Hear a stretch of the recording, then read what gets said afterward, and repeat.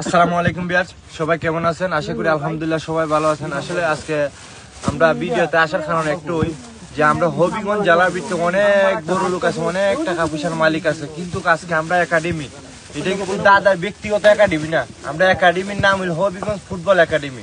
Habiganj football academy হলে হবিগঞ্জ জেলার ভিতরে যতগুলা মানুষ আছে সবার একাডেমি। তো আসলে আজকে আমি একটু দুঃখজনক বিষয় যে আজকে আমরা বলে লেগে প্র্যাকটিস করতে পারি না, কিন্তু দেখুন ভাই কিন্তু অত টাকা পয়সার মালিকও না, বাট আমরা যাইতে আইতে দেখুন যে আমরা সকালবেলা ভোরবেলা প্র্যাকটিস করি এবং আমরা মন মানসিকতা ভালো থাকে। হয়তো যদি আমরা ফুটবল মাঠে না আইতাম বিভিন্ন খারাপ কাজের সাথে আমরা লিপ্ত থাকলাম না। তো আসলে বাইরে বিশেষ করে ধন্যবাদ জানাই যে হবিগঞ্জ জেলার মাঝে অনেক টাকা পয়সার মালিক আছে, কিন্তু আমরা 10টা বল একটা বল দেওয়ার মার তো কোনো মানুষের তৌফিক নাই। কিন্তু আমার ভাই উদার মনের মানুষ দেখাই দিয়েছেন যে হবিগঞ্জের ফুটবল একাডেমি যেহেতু এটা আমার একাডেমি, ওখানে আমার কিছু দেওয়া দরকার। তো ভাই আমরা 10টা বল দিয়েছেন যাতে আগামীতেও আরো আমরা ভাই আরো অনেক কিছু দিতে পারেন আমরা প্র্যাকটিসের জন্য, যাতে আমরা এগুলা দিয়ে প্র্যাকটিস করতে পারি এবং বাইরে আমরা সব সময় পাশে পাইতাম এবং বাইরে লেগে আমরা সবাই দোয়া করতাম যাতে আজকে আমরা 10টা দিন আগামীতে আরো যাতে 20টা দিন।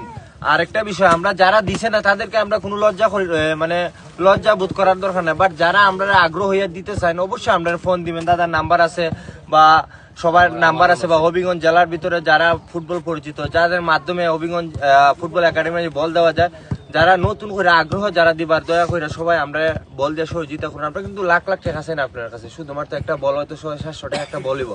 যারা বল দেওয়ার আগ্রহ যারা ফুটবল প্রেমী তাদেরকে আমি অনুগ্রহ করে বলবো যে আমরা হয়তো 5-10টা বল দিয়ে সবাই সবার জায়গা থেকে আমরা সহযোগিতা করুন। আসসালামু আলাইকুম। এবং দাদা যিনি আসলে এই বয়সে কিন্তু ভোরবেলা উঠার কথা না, সে বেড রেস্ট নেওয়ার কথা, কিন্তু আমাদের চোখের দিয়ে সবার দিকে তাকিয়ে দেখুন যে ফুটবলে একটা অনুপ্রেরণা দাদারে আমরা জায়গায় তুলি, কিন্তু আমরা দাদারা জায়গায় তোলার কথা কিন্তু দাদা আমরা জায়গায় তুলে যে আসলে ফুটবল খেলাটা দরকার। কারণ এই ছেলেগুলা যদি ফুটবল না খেলতো হয়তো বিভিন্ন কাজের সাথে লিপ্ত থাকতো, দূষিত কিন্তু হবিগঞ্জ জেলার, কিন্তু দাদা নিঃস্বার্থে কিন্তু ফুটবলের কাছ থেকে টেকাও নেয় না যে মাসিক চাঁদা নেই এরকমও টেকা নেয়, নিঃস্বার্থে ভাবে ফুটবলের জন্য কাজ করে।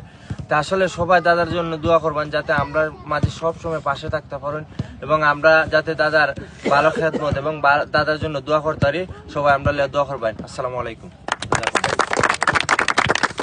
এই যে অনেকেই বলেন যে রাকিব আপনার খেলা, আমি আসলে তারে চাপ দিই না, তার বিভিন্ন শিডিউল থাকে খেলার, এই জন্য আমি তাকে নেই না। আমি নেই তরুণ, কারণ কি সে শিখতে হবো, সে আসতে হবো লাইমলাইটে। হয়তো বড় বড় যদি ম্যাচ হয় তখন আমি রাকিবরে প্রেশার করব। আপনারা যদি খেলতে চান ম্যাচ যেটি, তাহলে আমার বললেন অন্তত গাড়ি ভাড়াটা দিলে আমরা খেলতে আসবো এবং বুঝতে পারবেন হবিগঞ্জ একাডেমি কি। কিছুদিন আগে একটা ম্যাচ খেলছি জুনিয়র নিয়ে,